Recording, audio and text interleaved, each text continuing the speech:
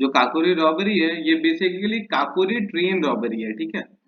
इसको हम दूसरे नाम से भी जानते हैं, that is Kakori train robbery, ठीक है। अभी क्या है ना, Yes. काकोरी ट्रेन रॉबरी है ये एक पर्टिकुलर ऑर्गेनाइजेशन, जैसे लास्ट क्लास में हम ये डिस्कस किए थे। अब उस समय ना होलसेल के भाव में पॉलिटिकल पार्टीज बन रही थी। अब जो पॉलिटिकल पार्टीज होलसेल के भाव पे बन रही है, उनको कोई ऐसा प्लेटफॉर्म चाहिए या फिर बोले तो फोरम चाहिए, जहां पे वो शोकेस कर सके कि हाँ we are a political party और हम देश के बेनिफिट के लिए या फिर फ्रीडम स्ट्रगल में सपोर्ट कर रहे हैं, ठीक है। उन्हीं पॉलिटिकल पार्टीज में HRA भी शामिल था, ठीक। HRA को भी अपना नोटिसेबल या फिर खुद को नोटिस कराने के लिए कुछ ना कुछ करना था। तो HRA ने क्या किया, काकोरी ट्रेन रॉबरी ऑर्गेनाइज की। काकोरी एक जगह है उत्तर प्रदेश में, वहां पे ट्रेन की रॉबरी करवाई गई, ठीक है।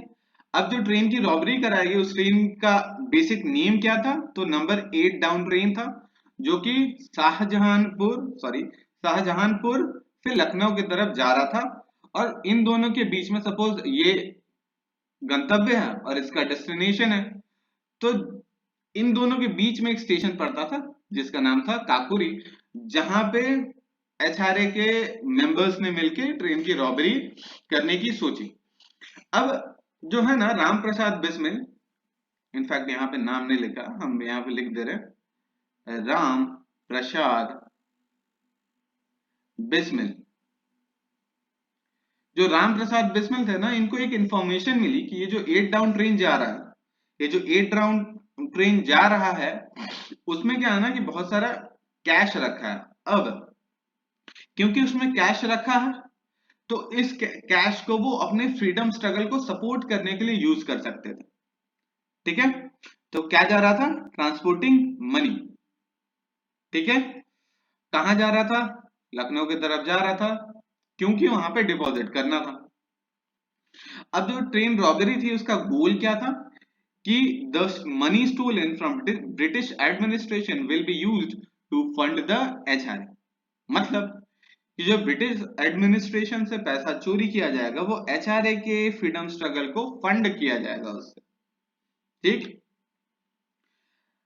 शुरू से लेकर अंत तक किसी को कोई भी चोट नहीं आया, बजाय एक इंसान जिसका नाम था अहमद अली। क्या नाम था, अहमद अली।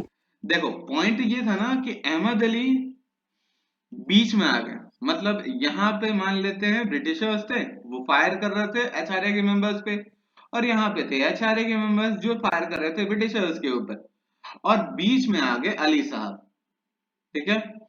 जैसे ही अली साहब बीच में आए, इनका हो गया मर्डर, है, इनका हो गया देहांत। अब जब ये मर गए तो ब्रिटिश अथॉरिटी के पास ये बहाना मिल गया कि इसको एज अ मैनस्लॉटर, मैनस्लॉटर समझ में आता है, हाँ। No sir. स्लॉटर मतलब समझ में आता है, बलि देना। हाँ, बलि देना। हाँ, और स्लैटर मैनस्लॉटर मतलब मतलब बलि होता होता है। है इंसान की बलि देना, इंसान बलि ठीक देना। है। तो ब्रिटिश अथॉरिटी ने मैनस्लॉटर क्लासिफाई कर दिया इस पूरे केस को।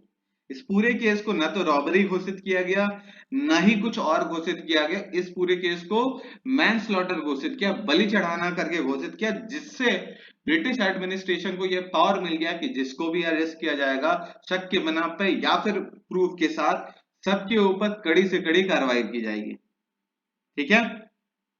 तो ब्रिटिश Yes. एडमिनिस्ट्रेशन ने क्या किया, मैसिव मैन हंट, मतलब जहां से मिल रहा है जैसे मिल रहा है सबको अरेस्ट किया, और बहुत सारे रेवोल्यूशनरीज जो कि मेंबर्स थे उनको क्या कर लिया गया, अरेस्ट कर लिया गया।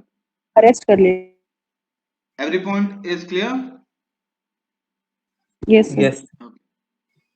राइट।